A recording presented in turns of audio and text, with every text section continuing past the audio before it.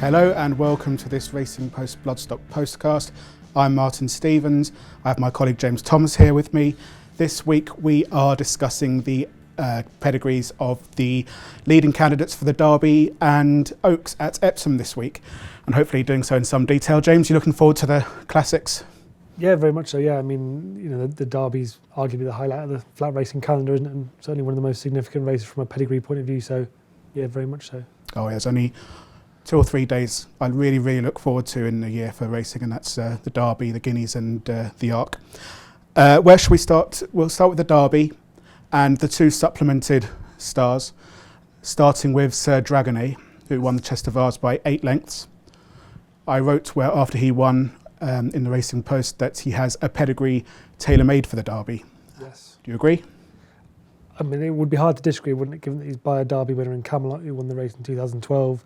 His family traces back to Urban Sea. I think that's his 3rd dam. She's gone on to produce Galileo, who doesn't really need any introduction, and See the Stars, who likewise went and won the Derby as well. So obviously Massar's in there as well, under the 3rd dam somewhere. So to a family that's produced 3 Derby winners in recent, since the turn of the century, you'd have to take notice of that. And yeah, to summarise, yes, I do completely agree with what you said about him being tailor-made Good. for this test.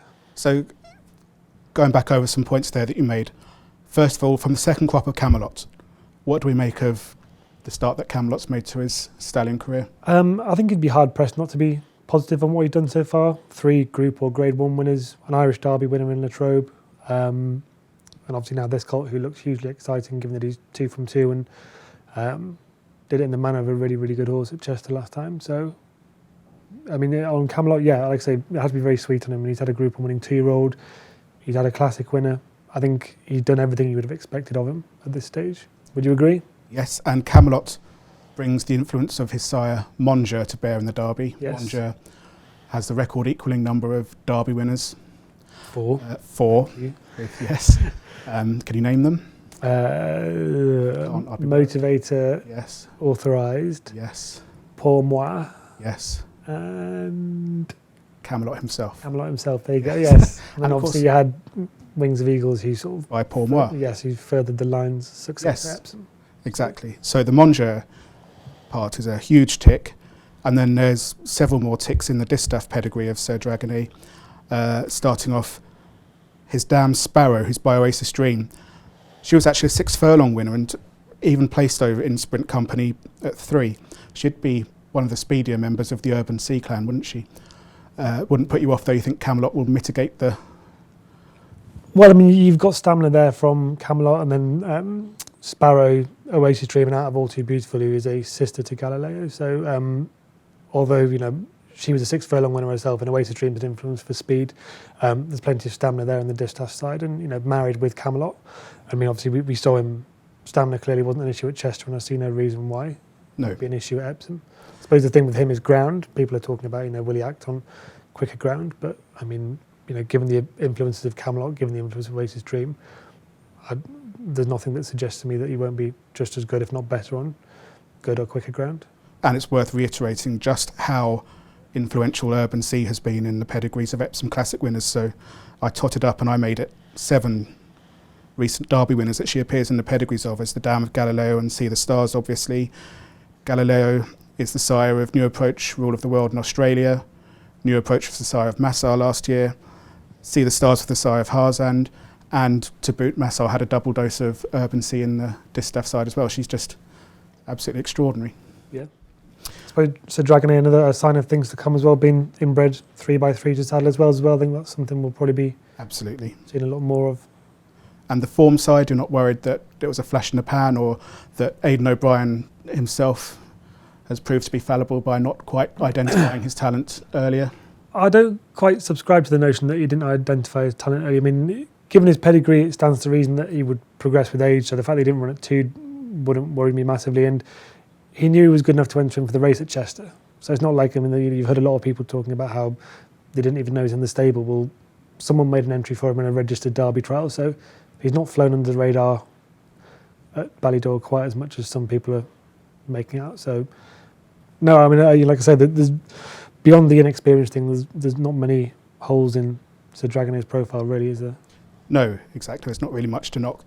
And on a similar theme, after I'd written that Sir Dragony had that tailor-made pedigree for the Derby, then Telecaster came out and won the Dante, and he has a pedigree perhaps even more precision engineered for Epsom by a new approach. As I just said there, won the Derby himself by a Derby winner in Galileo, has side a Derby winner in Massar, out of a mare who has only narrowly beaten a neck in the Oaks in Scirocco Star, who was by Scirocco, who won the German Derby and then won the Coronation Cup over the Epsom and Oaks course and distance, and beat Too Darn Hot. So again, we're going to be struggling for negatives here, I think.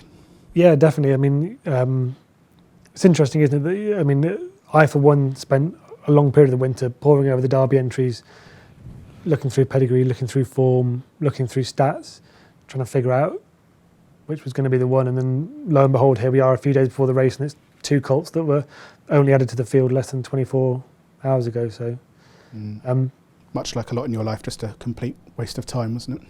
Correct. Exactly. Yeah. I mean, yeah. Again, Telecaster very, very hard to knock. I mean, his running the Dante is probably the best piece of form going into it. People that aren't so sure about the form of Chester, I don't think you could pick too many holes in the Dante form before the race was run. It looked like it was going to be one of the best races of the year. I think it played out that way with a really well bred unexposed horse beating last year's champion Juvenile. Again, I mean, what's not to like? I mean, I think at the prices they are currently, I think with Sir Dragony about 3-1 and Telecaster not too far off double that. He looks like a really decent shout for the race, doesn't he, at the moment? And at this juncture, we have to give props to Meon Valley Stud, who have fancied runners for the Derby in Telecaster and the Oaks in Annapurna from what I think I saw on the internet today was a crop of 21 3-year-olds born in 2016, which is extraordinary. More extraordinary is the story of Repro Colour, which is Telecaster's distant ancestress, who was bought quite cheaply to found Meon Valley Stud and has just produced dozens and dozens and dozens of stakes horses over a range of distances as well. Actually, I think she's had descendants who have done well in sprints, miles, and then you have stayers like Opera House and Cave Tara. So, an extraordinary mare. Really, no drawbacks for Telecaster then. No, not really. I mean, again, another one who's by a Derby winner in new approach, and obviously looks up to, on pedigree terms, nailed on to stay. I suppose the one, it would be a very, very small question mark, would be, is he going to improve the extra 2 furlongs? Pedigree says he should, but he's perhaps broken from type ever so slightly with the new approach thing, given that in his last race he showed a lot of speed. I mean, there was clearly stamina there as well, because he basically got into a duel with Too Darn Hot and outstayed him, in my opinion. But there is a very, very small niggling worry that he's perhaps going to be a bit more of a speedier type, and the 12. I mean, Epsom's a test that brings in speed and stamina and everything, so he's going to need that. He can't just be an out and out slugger, but he certainly doesn't look like that at the moment. So no, well, it's possible. New approach has had a strange run of a stallion career, really, because back in 2012, when he had his first 2-year-old runners, I think we all thought he was going to be a sire of precocious horses because he had those 3 Royal Ascot winners. Dawn Approach, of course, was a miler who famously, apparently didn't stay in the Derby, but we don't really know because he didn't run any sort of race whatsoever. So it'd be interesting if Telecaster was more in that mould. He shouldn't be, as you say, with that pedigree. And out of Telecaster and Sir Dragony, who would you give the margin call to? I think it would have to be Telecaster. There's more substance to his form. On that basis, it's a bigger price. I think he won the stronger race. I know it's a little bit of a cliche, but I suspect if the connections and trainers were swapped around, you might well see a difference in price to what we currently have. So, my colours would be nailed firmly to the Telecaster mast. Let's try and find something slightly more interesting or not negative, but some more drawbacks. If we start then looking at the other members of the Ballydoyle battalions and start with the most fancied runner apart from Sir Dragony, which is Broom by Australia, which is obviously a huge positive. Australia won the Derby by a Derby winner in Galileo out of an Oaks winner from his first crop, so we don't know quite how good a sire he's going to be just yet, but obviously Broom would be if he ran well at Epsom on Saturday, it'd be a huge clue to him being a very good sire. But there's more speed on the distaff side when it comes to Broom. Yes. I mean, we've talked about two colts in Telecaster and Dragony who look precision engineered for the Derby. Being out of a mare by acclamation wouldn't have screamed Derby winner to me in principle. Now, with Australia, you've still got the principle of breeding Galileo blood to speedy mares, and we've all seen how well that's worked. Whether that line of breeding quite being responsible for the type of horse that's going to win a Derby, I'm not so sure. Especially when you look at Galileo's 3 Derby winners, they're all out of stouter mares. Yeah. Well, I mean, it's going to be really interesting to see what happens, isn't it? Because it's a sort of a slight start of a new chapter in that it's a new sire son of Galileo's pitching up in the Derby, and it's an interesting new cross with Galileo blood over acclamation, because I know Cornwall have obviously invested quite heavily in acclamation mares like Marsha, who was 6 million guineas, and Mecca's Angel and the like. So, yeah, it's going to be interesting to see how he gets on. And what about Broom from a form perspective? Because I'm not convinced he should be quite so short in the betting. I know he won the Derrinstown Derby trial, but that's not quite the Derby indicator it was in its early noughties heyday when Sindar and Galileo and High Chaparral won it. And he looked held by the likes of Royal Marine and Mad Moon at 2. So I'm not convinced. I don't think he has the X factor of Sir Dragony or Telecaster.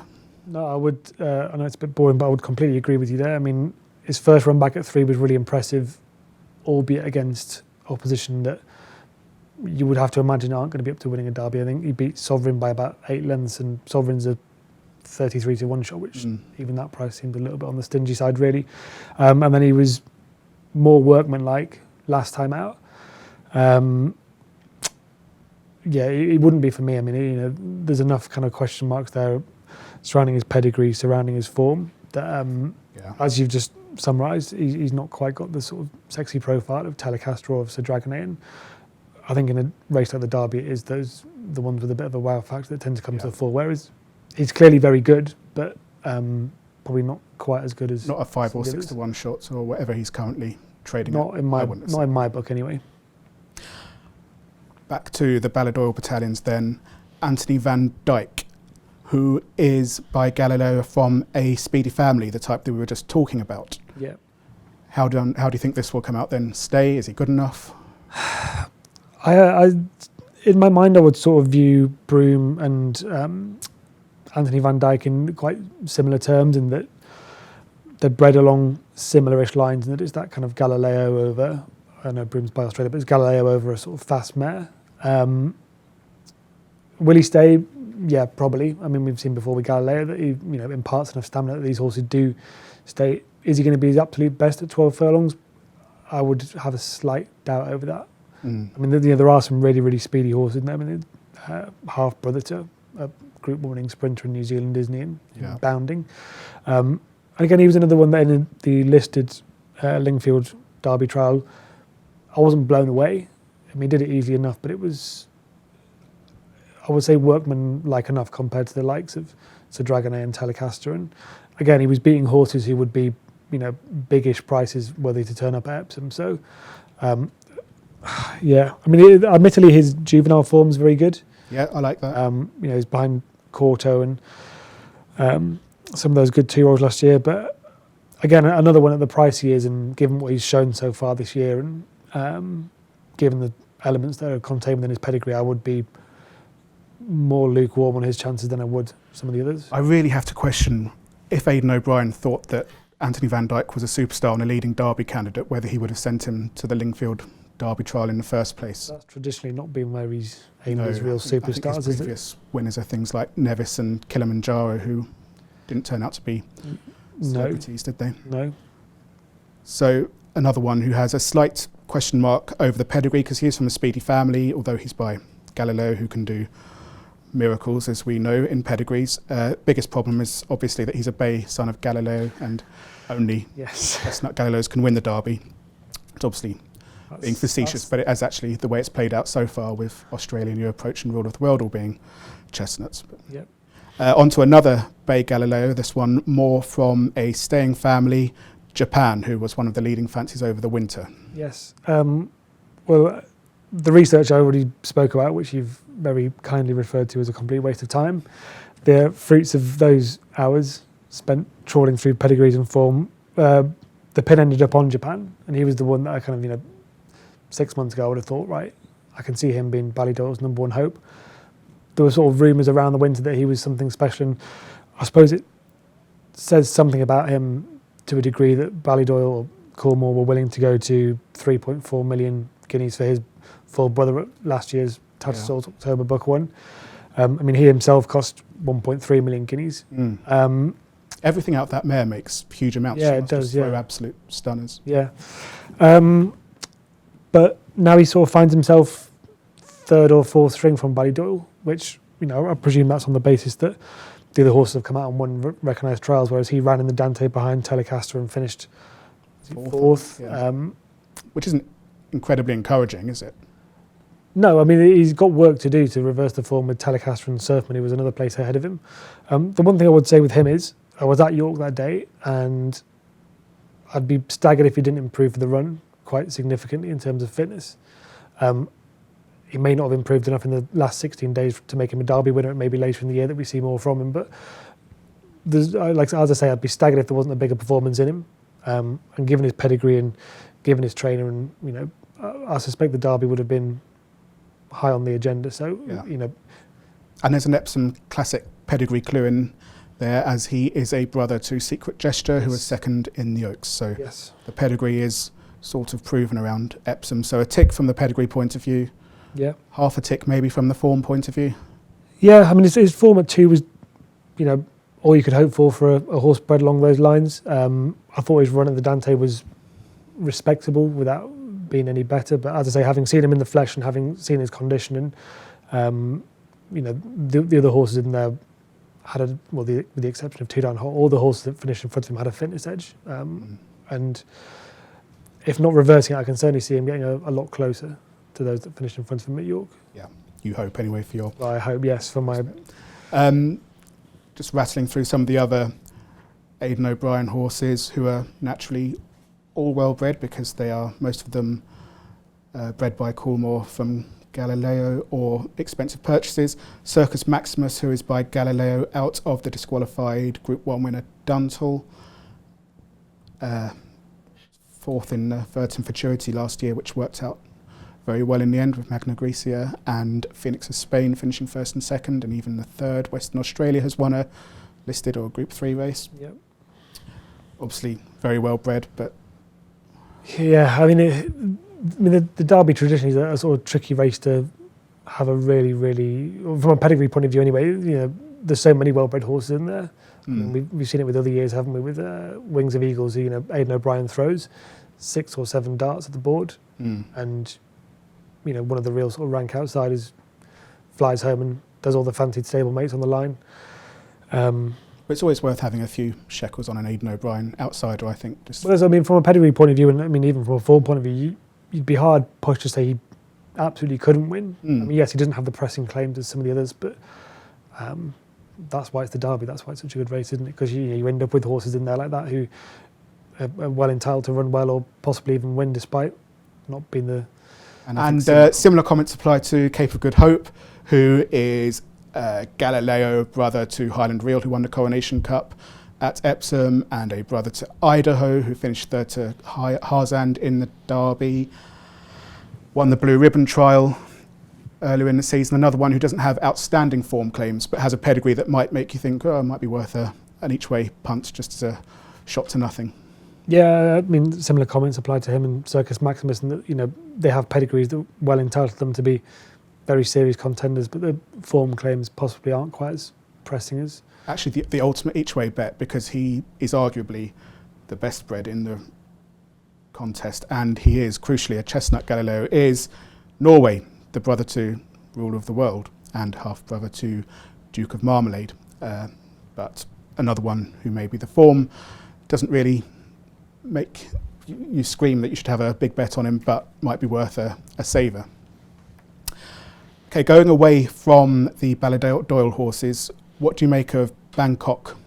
I mean, by Australia, I should say. Yes, I mean, being a Telecaster fan, I'm sort of contractually obliged to be a Bangkok fan as well, given that Bangkok beat Telecaster at Doncaster back earlier in the year. Yeah, another one who's quite hard to fault really, because he comes there on a pretty steep upward trajectory. He's got the pedigree that suggests he's going to stay. I think his dam ran her best race over 1.5 miles. It's by Darshan, so there's plenty there to give you hope that 12 furlongs are going to bring out something special in him. It's a family in form as well, because he's a half brother to Matterhorn, who we've all seen has been doing big things on the all-weather of late. From the brilliant nursery of Baronstown Stud, who gave us Generous, among others. And the form does tie in with Telecaster.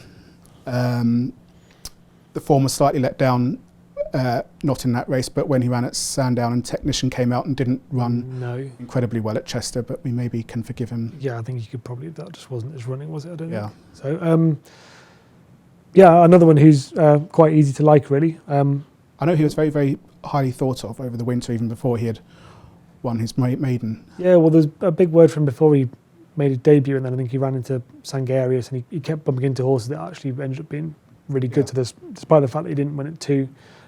Clearly a very, very good horse, and is this year now sort of showing all the signs that people at home obviously were seeing last year. I mean, it says quite a bit about Australia that in his first crop he's managed to field 2 Derby contenders and 2 serious ones as well. They're not just in there for a day out. I mean, I think from a sort of crop of just under 120 foals to have 2 single-figure runners in the Derbies, pretty good going, really. Absolutely. So thumbs up for Bangkok from a pedigree point of view. Not so much, I would argue, for Mad Moon. They're running on 4th in the 2,000 guineas, although that effort suggested that he probably might be suited to 12 furlongs in the Derby. But his pedigree just shouts miler to me. He's by Dawn Approach, who, as I mentioned earlier, didn't really stay 12 furlongs, despite him being by New Approach. Out of a mare by Haft, family of Ortad. I'm not convinced he'll flourish over 12 furlongs on paper anyway. No, likewise. I mean, I can see why people would think that he's got a chance in the Derby given what he did in the Guineas, but pedigree credentials wouldn't be the strongest in my opinion. Obviously, Dawn Approach wouldn't have quite the sort of, nothing even like the profile of Galileo, or even the sort of younger ones like Camelot or Australia, I think, achieve more than him as it stands. So, are we convinced that Kingman will be able to get 12 furlong classic winners? I suspect they won't end up being his stock in trade, but I mean, I say the way this horse ran at York, the way he's bred, the way he looks as a physical model, I think he could be one that should get 12 furlongs without too much. Yeah, there are elements in Kingman's pedigree that would give you hope, aren't there? Because although he's by Invincible Spirit, who was a sprinter, and out of Zenda, who was a classic winning miler, it's that Juddmonte family that goes back to Weems Bite and Beat Hollow, who were middle distance horses. So maybe he can extract something from those influences and flourish over 12 furlongs. Yes. Right, we'll go on to the Oaks now. And in the Oaks, perhaps the big story before the race from a pedigree point of view is the strong squadron for Frankel. He has at least 3 fancied runners, including the favourite, Medaglia. Well said. I can't spell it, let alone say it. By Frankel, out of a daughter of the great miling mare Sayadati. Yes. Form up to scratch? Absolutely up to scratch, yeah. I mean, another one who ran at Chester and won quite impressively. And again, another one who, if you were to look at the race 6 months ago, wouldn't have even been on the entries list, I don't think. But yeah, here she is as a short price favourite. Again, another one who's really hard not to like. I mean, she's done, to use that awful cliche, done nothing wrong, and the Chester one was good. The pedigree is strong. It's obviously something of an oddity that we're talking about an Oaks favourite whose dam was sold for a mere €8,000. Yeah, well, I would have to say, I wouldn't say the pedigree's cast iron strong on the distaff side. I think there was a reason why that mare cost €8,000, and Sayadati wasn't an unmitigated success at stud. I think she had a brief flash where Al-Mushahar looked like her son Al-Mushahar looked like he was going to be a good horse and either didn't train on or was injured. There wasn't lots of black type in that page up until recently. So that might be one slight negative point if we wanted to be controversial. But yes, obviously being by Frankel out of a daughter of Sayadati is a big thumbs up, and her form claims are very strong. The other next Frankel we'll talk about is the other Meon Valley hope for the weekend, Annapurna, who absolutely ran away with the Lingfield Oaks trial. Yes. She's from Meon Valley Stud's other talismanic family, that going back to the 1,000 Guineas winner, 1 in a Million, who produced another great horse in Milligram. Ticks in both boxes for form and pedigree. Yes, very much so. Yeah, I mean, if you wanted to, I mean, you look at the page here, it's just littered with black type, isn't it? Really, horse like Speedy Boarding on there, and obviously she's out of Dash to the Top and Dash to the Front on there, and Milligram and 1 in a Million, as you mentioned. So, what the page won't show you though is that Dash to the Top, the dam was quirky, to put it politely, customer being a Mangia mare. And I did just wonder, having seen Annapurna hang on either her second run, I think, or maybe her first one and her second runs, and I saw at Lingfield the other week she had to be niggled along for a few strides. I would just worry slightly whether she's inherited a few temperamental traits from her dam, and that might not suit Epsom so much. That would be one, if I had to... It's hard to please, if I had to say something interesting. 6 length Oaks trial winners all of a sudden. Well, yeah, Epsom is a unique test though, isn't it? No, it is. That's a fair comment. But and that's not to say, of course, that Dash to the Top wasn't very, very talented. She was second in the Yorkshire Oaks and fifth in the Irish Oaks. So, but she was a Mangia mare, and we know what they did. Comes with the territory, doesn't it, a little bit? Yeah. And I suppose obviously Frankel, although there was no question that he was anything but thoroughly genuine, he was slightly kind of hot-tempered, wasn't he, as a juvenile at least? So, yeah, I mean, I can see where you're coming from. It wouldn't concern me unduly, and she was so impressive at Lingfield that, again, when we talked about the Derby, we sort of mentioned the X Factor and the way she streaked clear of some pretty useful horses. I think that was the kind of that flash of brilliance you're looking for in a prospective classic winner at Epsom.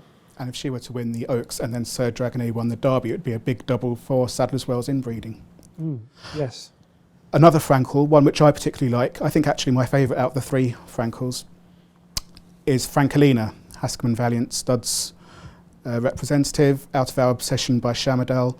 She was second in the Musadora, but she conceded about 3 or 4 lengths at the beginning with a stumbling start. And obviously if you tack that onto the end of the race and said she was a 3-length winner, which she wasn't, but in theory, she wouldn't be the price she's trading at for the Oaks, would she? No, all things considered, she ran really well at York. And obviously she's from a family who, or from a breeder at least, who know what it takes to win an Epsom Classic in Haskeman Valiant Studs. Indeed, she's from the family of Goldenhorn. Indeed. Yeah, and Shamadal's interesting because he's rapidly becoming a brood mare sire of some note. Yeah. And yeah, I mean, another one who's quite hard to fault, really. Yeah, and what I particularly like is that she's only run twice, and so presumably has bags of improvement in her. Yeah, you'd have to think she'd learnt plenty from the way she did things at York, given that she kind of did everything upside down a little bit. Yeah. Given the choice between Annapurna and Francolina, you're firmly in the Francolina camp. Yeah. And you're all for Annapurna? Yes, I'll stick with her. Okay. The other runners, Pink Dogwood was favourite for a while. She is another for Camelot, so another potential big story in the Bloodstock world coming up if Camelot were to get a Epsom Classic double would be. There's a few crossovers there, isn't there? I mean, it could be a big weekend for Meon Valley with Telecaster and Annapurna. Yeah. It could be a very big weekend for Camelot with Pink Dogwood and Sir Dragony. Yeah. So, yeah. And Pink Dogwood has a very good family, as she is a sister to last year's Irish Derby winner Latrobe. Yes. Not much to say, and the form was very good when she ran in Ireland, because the third that day Tanawa has franked the form since in stakes company, so And she's another one out of a Chamadon mare who we Yeah, touched on being absolutely. increasingly important. Yeah. Yeah. Lots of thumbs up there. Maxad, I think, is one who hasn't received quite the hype I thought maybe a 5-length winner of the Pretty Polly Stakes would attract. Yeah, it seems strange to say she's flown under the radar, doesn't it? But I think given the impressive trial winners elsewhere, and Medaglia has been supplemented and possibly given Pink Dogwood's connections and pedigree, Maxad has been slightly overlooked. Yeah. The Oaks is interesting because you go back to the Derby and it's all Galileo. I mean, I think there's only 2 out of the field who don't have Galileo kind of close up in their pedigree, whereas you look at the Oaks, there's a handful of stallions in there represented who are yet to field an Epsom Classic winner because there's sort of a new generation of size coming through. Maxard being by Sayuni would be foremost among those, I would say. Obviously, she's got Galileo in her pedigree, been out of a Galileo mare, but from a male line point of view. Yeah, if you wanted to really pick at Maxad's claims at Epsom, you could maybe point to Sayuni and say he was a 7 furlong, 1 winner at 2 and a miler at 3. Most of his stocks so far have been fast or milers. Yeah. Lauren's obviously won the Prix de Diane over 10.5 furlongs, but quite patently didn't stay in the Yorkshire Oaks. Yeah, has since been sort of dropped back to a mile, hasn't she, with the running the lock and stuff. But I mean, the way she won over 10 furlongs certainly didn't look like she was. No. And obviously, she's got the magic element of Galileo in there on a maternal line, which, as we've seen talking about the Derby, can be the real kingmaker in a pedigree when it comes to staying the Derby trip, the Oaks trip. And there's even more magic in that Distaff pedigree because she is out of a daughter of Galileo and Akara List, who won the Prix de Diane and was second in the lArc, I think, maybe to Saki. And it's that brilliant Wildenstein family of Arcong and Artiste Royale and lots of other horses beginning with A. And Shadwell had to dig deep to buy her from the Wildenstein dispersal at Goffs a few years ago. So lots in her favour. I'd just say, at the moment, we don't know whether Sayuni is going to be a really effective sire of middle distance horses. Of course, he's still young and maybe Maxad will provide the turning point. It's sort of the trajectory these stallions tend to take, isn't it? They start off having quicker, speedier horses, and then as breeders latch onto them, they send them the more classic type mares, and you start to see the more middle distancey type performance coming through. So it could be the start of a new chapter for Sayuni with Maxad at Epsom. Yeah. And the interesting thing there is that Galileo went actually in the opposite direction. He got more and more speedy mares as he's grown older. Hence we have Derby runners like Anthony van Dyke who are out of sprinters and half brothers to sprinters. Where next in the Oaks? Manuela de Vega to continue a purple patch for Lope de Vega. Yes, I mean, having signed 2 new Group 1 winners at the weekend with Zabeel Prince and Phoenix of Spain and the Irish 2000 Guineas, it really would be quite something if he then threw up an Oaks win as well. And those results sort of follow on from what I was just saying about younger stallions and their career trajectory sort of becoming more classic leaning as breeders latch onto them. I mean, I know I appreciate you want a lockage, but like a horse like Bellardo and a newspaper record by Lope de Vega would be sort of very good 2-year-olds, whereas this filly looks a really big operator, and the way she ran at Chester would give you a good deal of hope for Epsom. I know she's got a lot of ground to make up on Medaglia, but she was tucked away on the inside whilst the Franco filly was making a big sweeping run on the outside. And I know her trainer said that he'd had a real push on to get her ready for Chester and that she'd been really hitting her strap since then, having got that run under her belt. So, given that she's by a stallion in red up form, given that I think she's going to definitely improve for a run at Chester, and she's going to look really interesting. And a nice maternal family as well. She's a sister to Isabel de Urbina, who won over 12 furlongs in Stakes Company, sister to Hero Look, who won the Italian 2000 Guineas. And it's a relevant family as she's a half-sister to Auxerre, who won the Lincoln earlier in the season. Yes. So another one with lots of ticks in boxes. Just to touch on Manuela de Vega briefly, it would also be an interesting story with her owners, Waverley Racing, who seemingly went out a couple of years ago and bought a handful, 4 or 5 fillies, all by Lope de Vega, and they've ended up with a real string of good horses by him, which was a shrewd bit of business on their part, I think. Absolutely. Just one other Oaks filly I wanted to mention. She's a real outsider, Tautica, who was second to Annapurna in the Lingfield Oaks trial. She probably, form claims are well below the others, but I spoke to Tony Fry, who's manager of Hesmond Stud, who own and bred her the other week, and he seemed quite, not confident, but he seemed very confident that she would at least stay and be better than she's shown so far in the Oaks. And she's bred on the same cross that gave us Tagruda, being by Siva Stars, out of a Sadler's Wells mare. So I won't be throwing much money at her, but I might just throw 50p each way so that I'm not disappointed if she does run well. Any others you want to? Good luck with that. Any others you want to bring in? I'll be honest, no, I think that's pretty much, we've covered the Oaks fairly well, I think, there, haven't we? Yeah. So to sum up then, in the Derby, we're both for Telecaster. In agreement on Telecaster, and as a sporting outsider, you've selected... I can't remember now. Okay, well, as a sporting outsider, I'll nominate Surfman as one who should outrun his odds. Well, no, I really want Norway. I really want and hope Telecaster to win, but I just thought, a Bloodstock connoisseur ought to throw some money at Norway just in...